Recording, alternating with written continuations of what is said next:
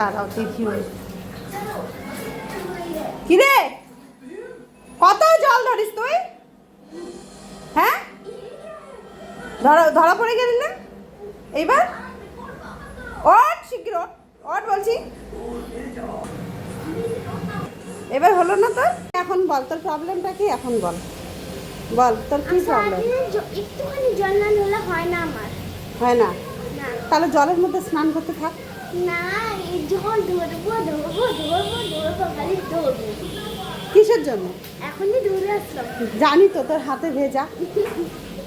কিসের জন্য তোর জল ধরতে লাগে? কেন? গরমে দিনে কি শান্তি পাইস? সারাদিন যে জামাগুলো ভিজাইস। সুইমিং পুলে নিয়ে যাও না, সুইমিং পুলে মজা করে। প্রশ্ন করিস সুইমিং পুলে নিয়ে যাব?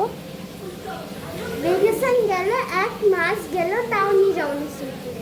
ওগুলো হচ্ছে ভালো বাচ্চার জন্য, যারা পড়াশোনা করে তাদের জন্য। তুই পড়াশোনাই করিস না, কেমন করে নিয়ে যাবো? কষ্ট করি না এখন, হুম, এমন কষ্ট করি না।